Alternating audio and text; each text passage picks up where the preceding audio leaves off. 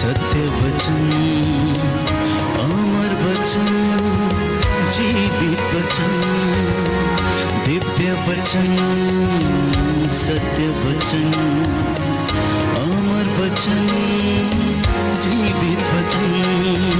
साई दा बामा बनी दा बामा बगरे जनी रे जनी रे जनी रे जनी रे सा। दिव्य वचन, सत्य वचन, अमर वचन, जीवित वचन, दिव्य वचन, दिव्य वचन।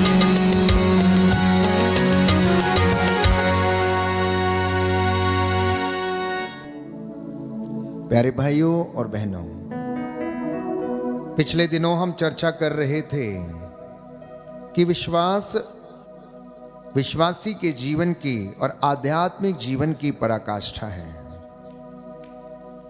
अगर एक विश्वासी अपने विश्वास में कमजोर हो गया या हो जाता है या दुख या विपत्ति में अपने को ईश्वर से अलग कर लेता है तो उसका सर्वनाश संभव है। ऐसे कई उदाहरण बाइबल हमें बताती है। उनमें से एक उदाहरण प्यारे भाइयों और बहनों यूदस इस्कारियोती के विषय में है कि यीशु के साथ रहने के बावजूद यूदस इस्कारियोती प्रभु पर विश्वास करने में असमर्थ रहा। वो हमेशा उन्हें धोखा देने की बात सोचता रहा। खजाने में जो जमा होता उसमें से चोरी करना, जैसा कि बाइबल हमें बताती है, ये उसका काम था। और हम जानते हैं कि उसका अंत कैसे हुआ। विश्वास के अभाव में उसका अंत हो गया क्योंकि वह परमेश्वर से दूर चला गया था। तो जब विश्वास कमजोर हो जाता है, जब परमेश्वर पर निर्भरता समाप्त हो जाती है, when you lose the dependence on God, वो समय प्यारे भाइयों और बहनों हमारी दुर्गति का और सर्वनाश का समय होता है।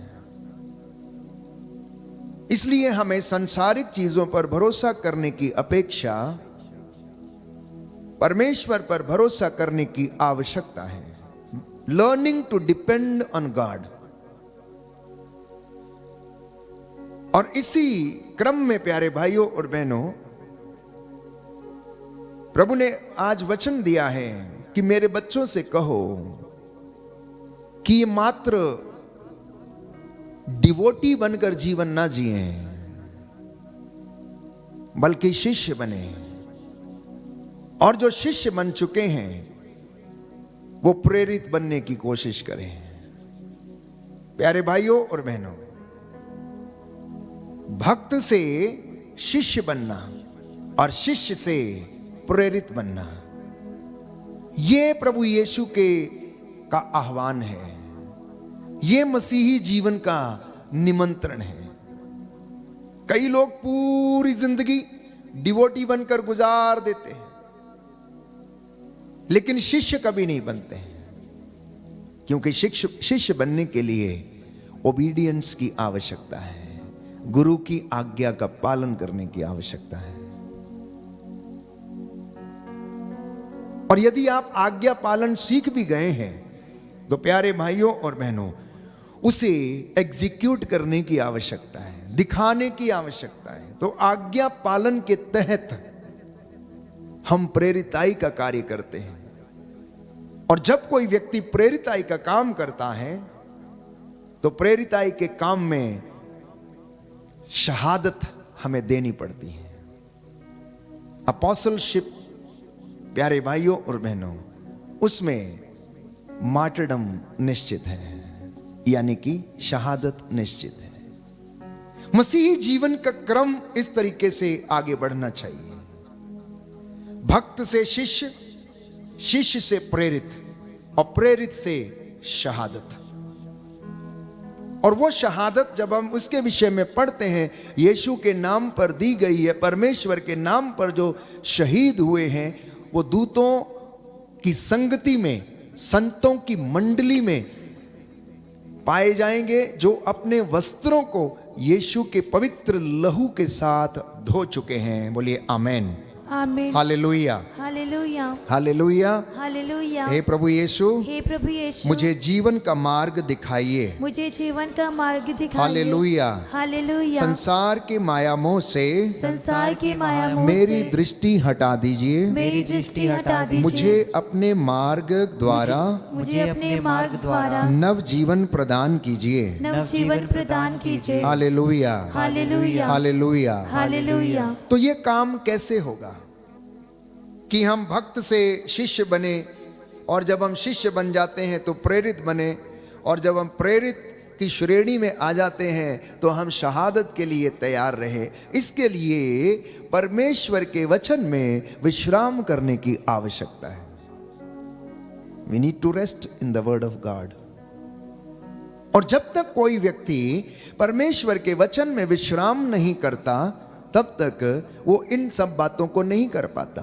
तब तक वो यूं ही रिचुअलिस्टिक व्यक्ति बनकर रह जाएगा। सुबह को उठना, प्रार्थना बोलना, उसके बाद अपना काम करना, दोपहर को फिर प्रार्थना करना, शाम को फिर रोजरी बोलना, लेकिन जुबान कभी अच्छी नहीं होती, कान कभी मानते नहीं, दिन भर लड़ाई झगड़ा, मन मुटाव और निंदा की बातें वो कभी जाती नहीं।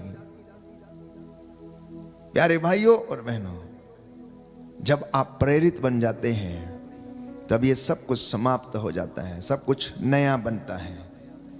तो इसलिए बाइबल हमें बताती है, लूकस के सुसमाचार अध्याय 10 पद संख्या 39 में हम पढ़ते हैं कि मरियम यीशु के चरणों में बैठी, उसने उसके वचन को सुना, जो उससे यीशु कहता है कभी नहीं ले लिया जाएगा, कोई नहीं ले सकता उनसे।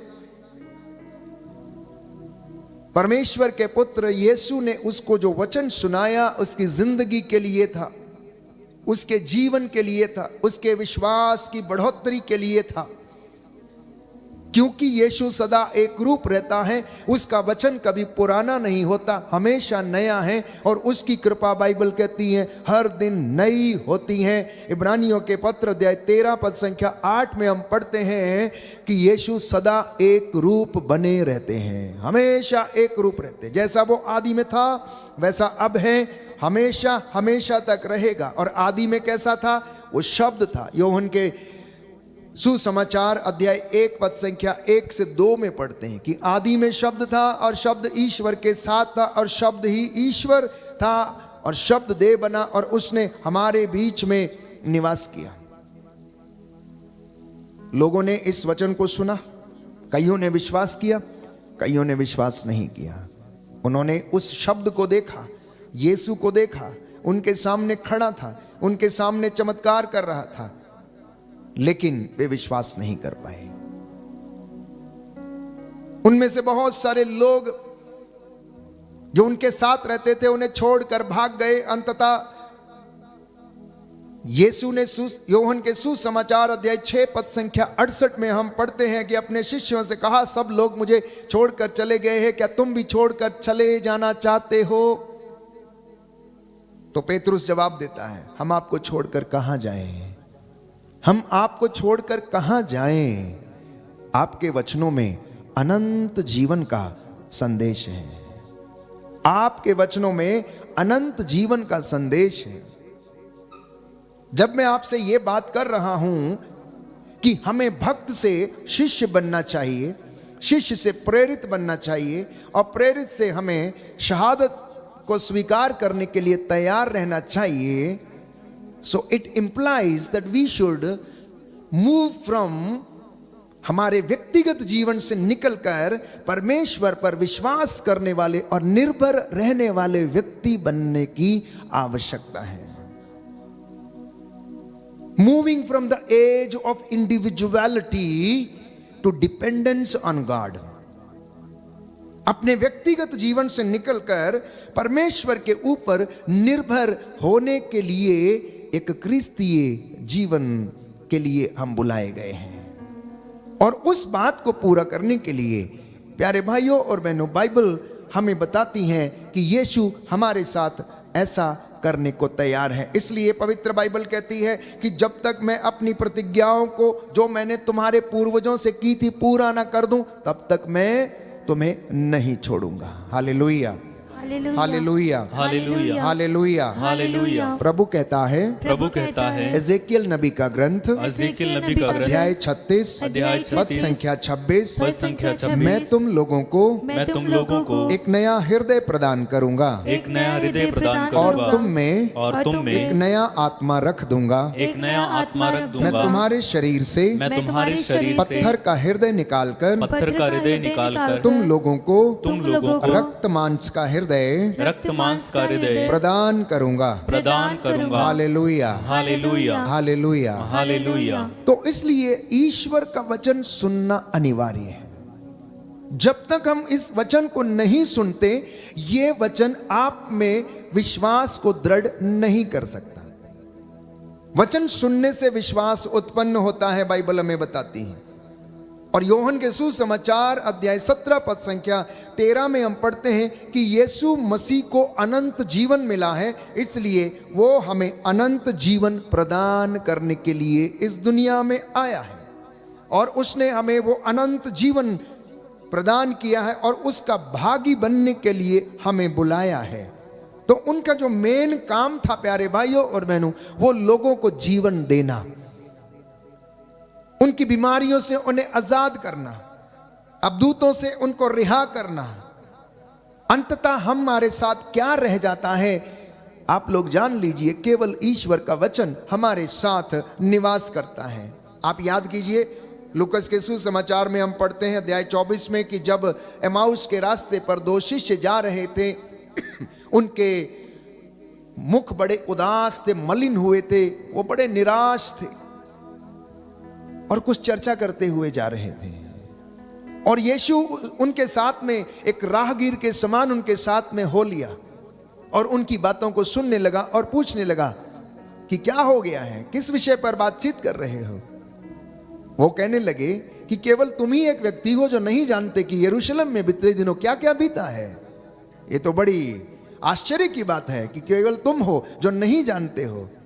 प्यारे भाइयों और बहनों, यीशु ने उनके साथ चलते चलते वचन की व्याख्या करनी शुरू की, शुरू से लेकर अंत तक। और बाइबल कहती है कि वे लोग अपने मन में कहने लगे कि जब वो हमारे लिए ये सब बातों की व्याख्या कर रहे थे, उस समय हमारे हृदय बड़े उद्दीप्त हो रहे थे।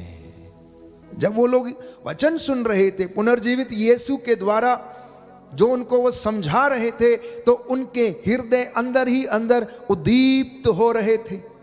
उनमें एक अलग तरीके का प्यारे भाइयों और बहनों जोश था जो उन्हें उत्साह दे रहा था।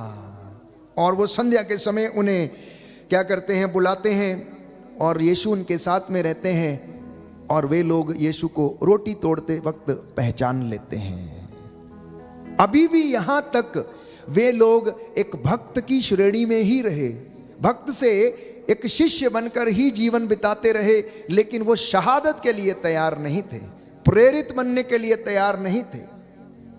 शिष्यों में प्रेरिताई का कार्य जब शुरू हुआ तो पवित्र आत्मा के उतरने के बाद, और जब वो लोग पवित्र आत्मा के द्वारा पूर्ण रूप से भर गए तो शहादत के लिए तैयार हो गए। इसलिए उसके बाद उन्होंने फिर परवाह नहीं की, उन्होंने फिर परवाह नहीं की। पहले केवल वो लोग डिवोटी रहे होंगे, यीशु ने बुलाया तो शिष्य बन गए, लेकिन शिष्य वहीं तक रहे जब तक पवित्र आत्मा उनके ऊपर नहीं उतरा, प्रेरित नहीं बने।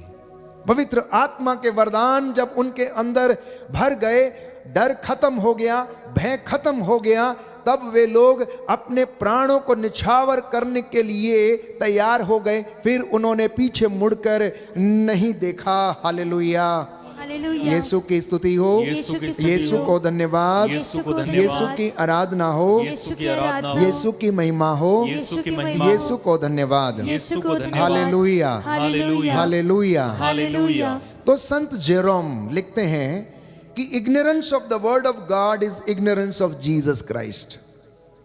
Ignorance of word of God is ignorance of Jesus Christ. मतलब इस वचन की अगर हमें पता नहीं है या हम इस वचन को यदि नहीं जानते हैं तो इसका सीधा सा मतलब है कि हम यीशु को भी नहीं जानते हैं। और जब तक हम सुसमाचार सुनाते वक्त यीशु की चंगाई और उनके चमत्कारों की घोषणा ना करें तब तक प्यारे भाइयों और बहनों वो सुसमाचार की घोषणा नहीं कहलाती। हमें प्रभु यीशु के सुसमाचार की घोषणा करते वक्त उनके चिन्ह चमत्कारों, उनकी दया और उनके जो कंपैशन थी लोगों के ऊपर, उसको सुनाना अत्यंत आवश्यक है।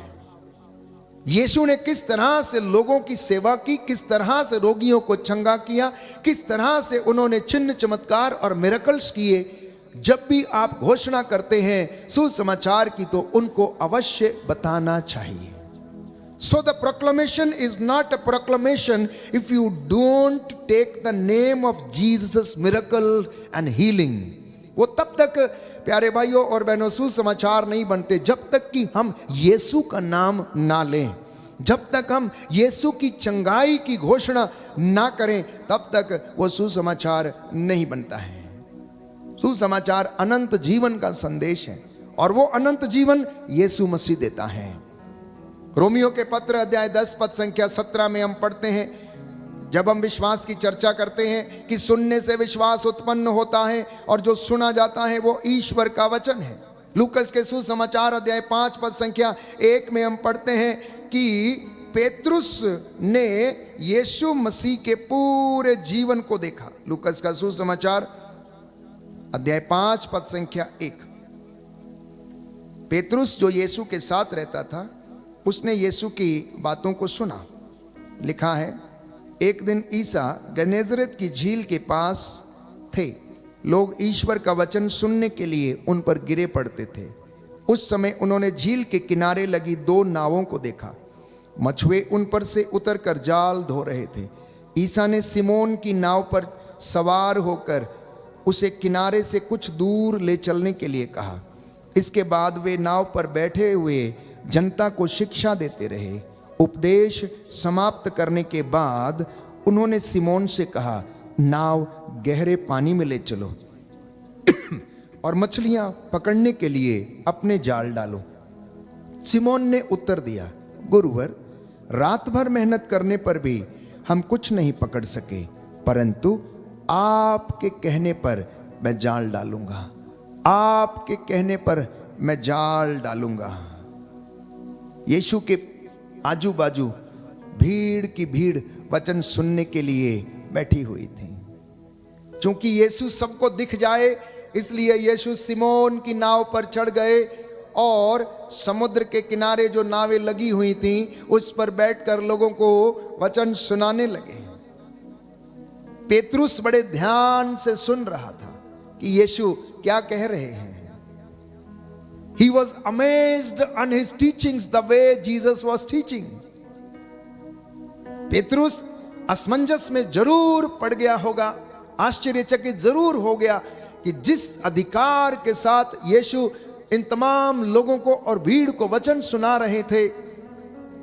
प्यारे भाइयों और बहनों, यीशु अधिकार के साथ बोल रहे थे। इसलिए जब उनसे यीशु ने कहा कि अब तुम, इसके बाद शिक्षा देते रहे। उपदेश समाप्त होने के बाद उन्होंने सिमोन से कहा, नाव गहरे पानी में ले चलो। वचन सुनाने के बाद, शायद वचन सुनाने से पहले यीशु पेतरुस से बोलते नाव गहरे पानी में ले चलो तो वो नहीं मानता या नहीं सुनता या हो सकता विश्वास नहीं करता। लेकिन जब उसने विश्वास आ गया, जब उसने वचन सुना और उसने विश्वास किया, उन्होंने यीशु के अधिकार को देखा, वो असमंजस में पड़ गया, आश्चर्यचकित था कि यीशु किस अधिकार के साथ बोल रहे हैं और अब दूतों को डांटते हैं। तो उसने कहा कि रात भर मेहनत किया है, कुछ नहीं मिला है, लेकिन फिर भी आपके कहने पर मैं जाल डालूंगा। और उसने डाला।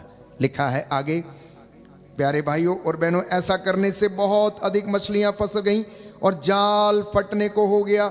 उन्होंने दूसरी नाव को अपने साथियों को इशारा किया कि आकर हमारी मदद करें। वे आए और उन्होंने दोनों नावों को मछलियों से इतना भर लिया कि नावें डूबने को हो गईं। और यह देखकर सिमोन ने ईसा के चरणों पर गिरकर कहा, प्रभु मेरे पास से चले जाइए, मैं तो पापी मनुष्य हूं। अब सुनिए ध्यान से कि जब आप वचन सुनते हैं तो आप में विश्वास उत्पन्न होता है, और जब आप विश्वास करने लगते हैं तब हमें अपना अपराध बोध या अपना पाप नजर आने लगता है और हम प्रायश्चित करते हैं, स्वीकार करते हैं। इसलिए जब तक वचन नहीं सुना जाता, कोई भी व्यक्ति अपने आप को पापी या अपराधी नहीं कहता है, क्योंकि उसके अंदर वचन का ज्ञान नहीं है। वचन को सुनने के बाद प्यारे भाइयों और बहनों, जब ये चमत्कार पेतरुस के जीवन में हो गया तो उसने ईसा के चरणों पर गिरकर कहा कि मेरे पास से आप चले जाइए, क्योंकि मैं तो एक पापी मनुष्य हूं। Hallelujah, hallelujah, hallelujah, hallelujah. Yeshu की स्तुति हो, यीशु की स्तुति हो, यीशु को धन्यवाद। यीशु को धन्यवाद। प्रभु यीशु कहते हैं, प्रभु यीशु कहते हैं, मेरी शिक्षा मेरी अपनी नहीं है, मेरी अपनी नहीं है, बल्कि जिसने मुझे भेजा है, बल्कि जिसने मुझे भेजा है, उसने मुझसे कहा है। उसने मुझसे कहा है, ये उसकी शिक्षा है। यह उसकी शिक्षा है। Hallelujah, hallelujah, hallelujah. हालेलुया। तो इसलिए हमें वचन को बड़े ध्यान से सुनने की आवश्यकता है। We need to listen to the word of God very very attentively. और जो लोग उसको सुनते हैं ध्यान से, उनका जीवन बदल जाता है। प्यारे भाइयों और बहनों, योहन के सुसमाचार अध्याय 6 पद संख्या 66 में प्रभु का वचन कहता है कि मेरे शब्द आत्मा और जीवन है। मेरी शिक्षा जो मैं तुम्हें सुनाता हूं मेरी अपनी नहीं है, पिता के द्वारा दी गई ये शिक्षा है। इसलिए जो पिता ने मुझसे कहा है तुमको बताने के लिए, मैं तुम्हें वही बताता हूं। और इसीलिए उस शिक्षा के द्वारा हमें जीवन मिलता है। और प्यारे भाइयों और बहनों, हम उन वचनों के द्वारा चंगे हो जाते हैं। ईसा के घावों के द्वारा हम चंगे हो जाते हैं। हमने निरे शब्दों के द्वारा नहीं, बल्कि सामर्थ्य और पवित्र आत्मा के द्वारा दृढ़ विश्वास से प्रचार किया है। बाइबल हमें बताती है, थिस्सलुनीकियों के पहले पत्र अध्याय 1 पद संख्या 5 में संत पौलुस कहता है कि हमने निरे शब्द नहीं बोले, हमने पवित्र आत्मा के सामर्थ्य से, जो परमेश्वर की ओर से हमें दिए गए, उन शब्दों को हमने लोगों के बीच में बोला और उसके द्वारा चिन्ह और चमत्कार हो गए। जब पेतरुस ने उस लंगड़े की तरफ देखा और कहा कि देखो, हमारे पास ना तो सोना है ना चांदी है, परंतु जो है मैं तुम्हें देता हूं, ईसा मसीह के नाम पर तुम उठो और चलो फिरो। और वो चलने लगता है, स्तुति करने लगता है। प्यारे भाइयों और बहनों, तो मैं बात कर रहा था कि हमें भक्त से शिष्य बनने की आवश्यकता है।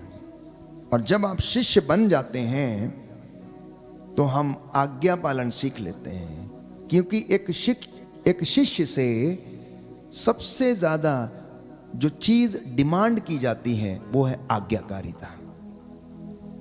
और जब कोई व्यक्ति आज्ञाकारी हो जाता है तो प्यारे भाइयों और बहनों, वो परमेश्वर के जीवन को आनंद पूर्वक जीने लगता है। और ऐसा ही कुछ लोगों के जीवन में हुआ। तो इस क्रम में मैंने आपसे कहा, we need to move from the age of individuality to dependence on God. मतलब कि हमें अपने व्यक्तिगत जीवन को त्याग कर ईश्वर पर निर्भरता सीखनी चाहिए, और तब हम परमेश्वर के साथ जुड़ने लगते हैं। क्योंकि बाइबल हमें बताती है, जब आप निर्भरता सीख जाते हैं तो हम उसके ऊपर निर्भर होने लगते हैं। और निर्गमन ग्रंथ अध्याय 14 पद संख्या 14 में परमेश्वर का वचन ये कहता है कि परमेश्वर तुम्हारे लिए युद्ध लड़ेगा।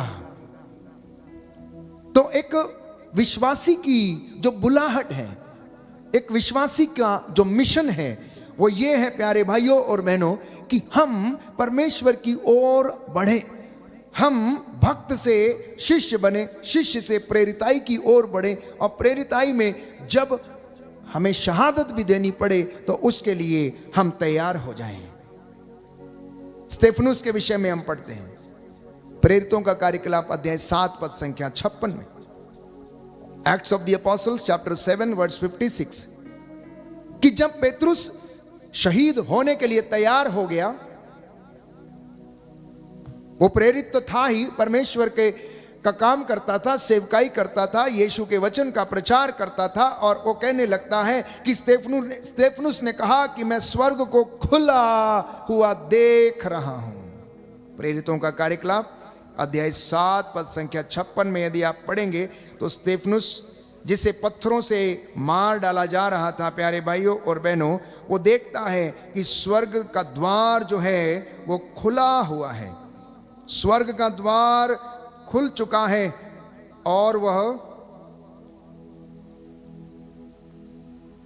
स्तेफनुस ने पवित्र आत्मा से परिपूर्ण होकर स्वर्ग की ओर दृष्टि की और ईश्वर की महिमा को तथा ईश्वर के दाहिने विराजमान ईसा को देखा।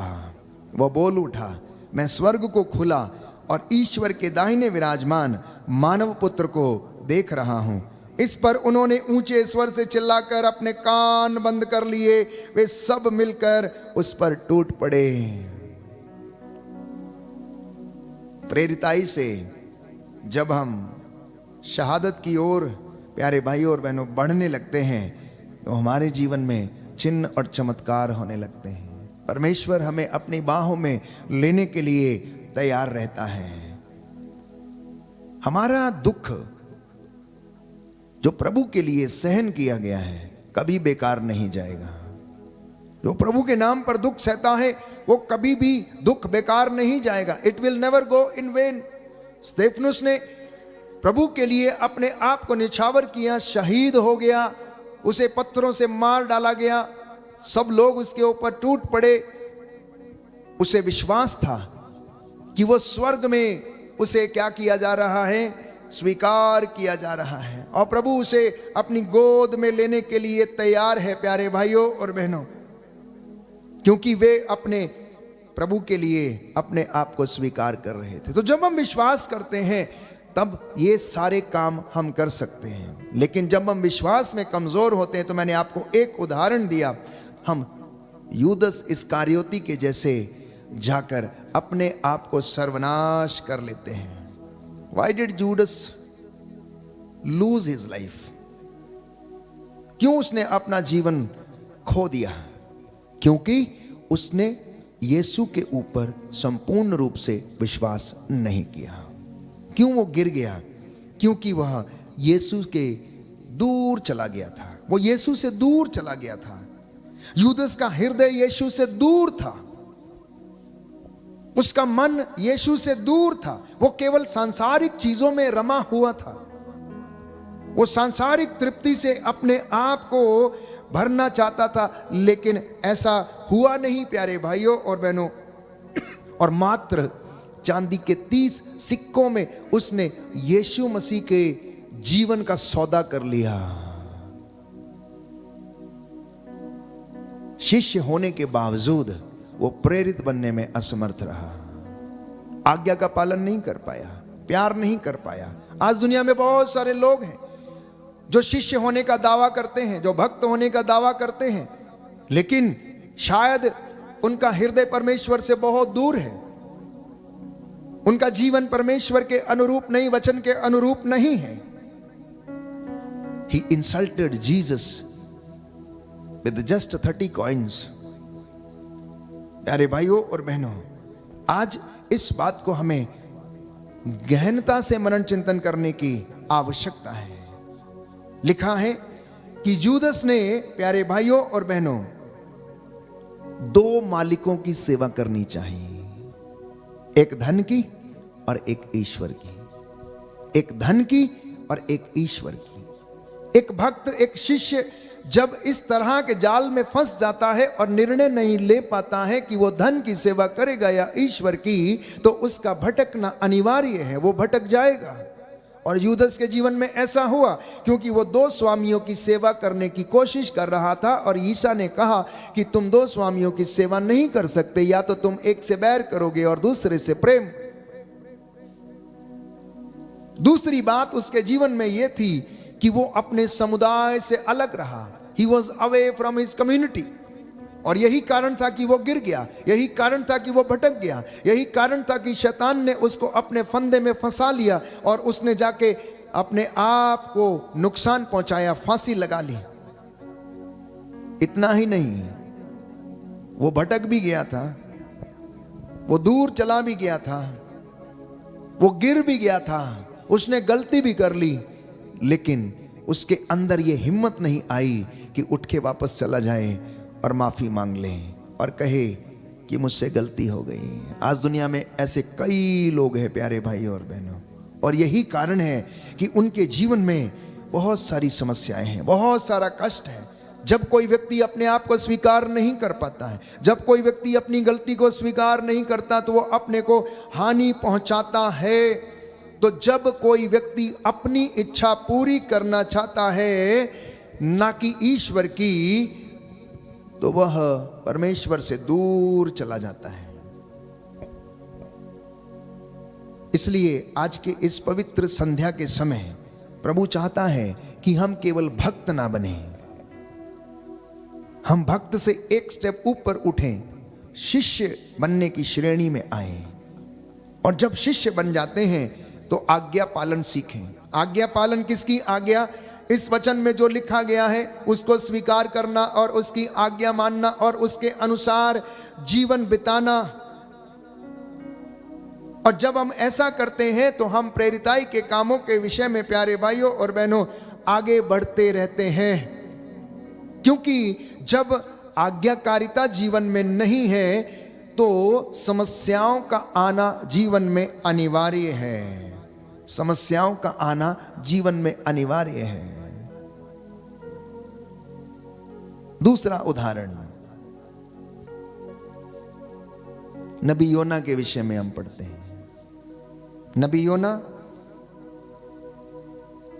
ईश्वर का भेजा हुआ व्यक्ति था जो नबूवत किया करता था। He was disobedient. उसने ईश्वर की आज्ञा नहीं मानी। उसे निनवे शहर जाने के लिए बोला गया, लेकिन वह उल्टे शहर का टिकट लेके उल्टी दिशा में जाने वाले जहाज पर बैठ गया और तारशीश की ओर चला जाने लगा। और जैसे ही उसने आज्ञा पालन नहीं किया, उसके जीवन में कठिनाइयां आनी शुरू हो गई। तूफान आया। तूफान आने के बाद अपने आप को उसने छिपाया। छिपाने के बाद उठा के उसे समुद्र में फेंक दिया गया। समुद्र में फेंकते ही एक बड़ी सी मछली आई और उसे अपने पेट में निगल कर चली गई और 3 दिन उसे क्या कर दिया? अपने पेट में रखा, जहां पर वो घुटने लगा। उस मच्छ की बेली में वो रहा प्यारे भाई और बहनों। दुख और कष्ट की परिस्थिति से वो गुजरने लगा। तो आज्ञा का पालन नहीं करने से, परमेश्वर से दूर जाने के कारण हम अपने जीवन में कठिनाइयों को आमंत्रित करते हैं। हम अपने जीवन में कठिनाइयों को आमंत्रित करते हैं। कई बार मेरे और आपके जीवन में भी ये परिस्थिति आ सकती है कि जोना कॉम्प्लेक्स हमारे जीवन में डेवलप हो सकता है कि हम आज्ञा नहीं मानते और परिस्थितियों हम जब विषम हो जाती हैं तो हम क्या करने लगते हैं? कुड़कुड़ाने लगते हैं, कंप्लेन करने लगते हैं। और योना ने भी ऐसा ही किया। एक तो सही बोला, पहले अच्छे से जाओ, नहीं गया, उल्टी दिशा में गया और आया, अब दुख में रहा। फिर से प्रभु ने उस पर दया किया, उसको बाहर लाकर समुद्र के किनारे मच्छ ने उगल दिया। अब फिर से क्या करने लगा योना? शिकायतें शुरू कर दी। शिकायतें शुरू करने लगा, constantly complaining, very desperate and disappointed. इतना निराश और निरुत्साह, लगातार एक के बाद एक कंप्लेन, एक के बाद एक कंप्लेन। यहां पर छाया नहीं है, यहां इतनी गर्मी है और यहां इतना कठिन समय कैसे बीतेगा? प्रभु ने फिर से कहा चलो कोई बात नहीं, तुमको ये भी दे देते हैं। लेकिन फिर भी उसका मन नहीं भरा। He loses the temper, उसका क्रोध भड़कने लगता है, गुस्सा करने लगता है, और प्रभु आदेश देता है कीड़े को जाओ जो लता उगी थी उसको काट दो। और प्रभु कहता है चलो तुम ऐसे ही ठीक हो, रहो ऐसे ही, तुम ऐसे ही जीना चाहते हो, you be like this only. प्यारे भाइयों और बहनों, many a times we also go through the same Jonah complex। तो जब हम प्रेरिताई का काम पकड़ लेते हैं या जब हम प्रेरिताई में आगे बढ़ने लगते हैं, तब हमें प्यारे भाइयों और बहनों परमेश्वर पर निर्भर होने की आवश्यकता है। अब प्रभु का नबी जो नबूवत करने का काम करता है वो परमेश्वर पर निर्भर नहीं है, इसीलिए वो क्या करने लगता है, शिकायतें करने लगता है।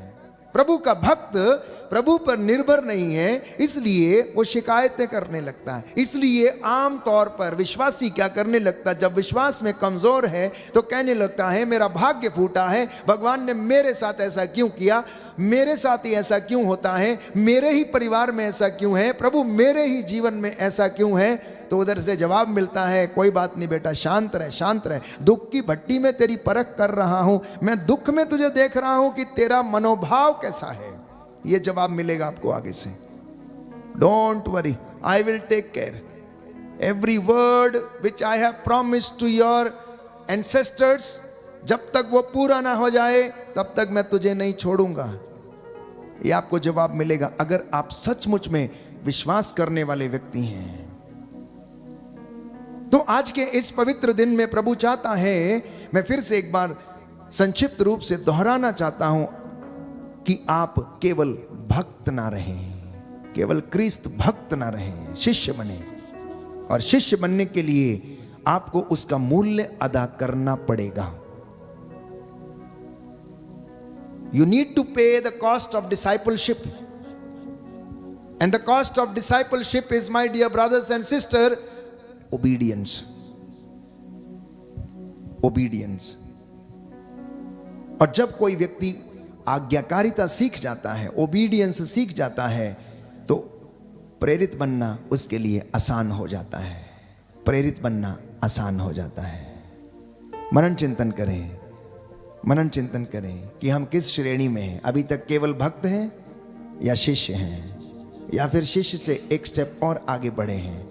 और अगर उस श्रेणी में आप आ चुके हैं तो क्या आप शहादत के लिए तैयार हैं या नहीं। शहादत के लिए तैयार रहने का मतलब है संत पौलुस के जैसे उसके जहाज को कितनी बार नुकसान पहुंचाया गया, उसे कितनी बार रोका गया, लेकिन वो नहीं माना। वो रेडी था, वो तैयार था, मरने के लिए तैयार था प्रभु के नाम के कारण। प्रभु आज अपने इन वचनों के द्वारा हमारे विश्वास को दृढ़ करे और आशीष प्रदान करे और हम प्रभु की कृपा को अनुभव करें। आइए हम प्रार्थना करें।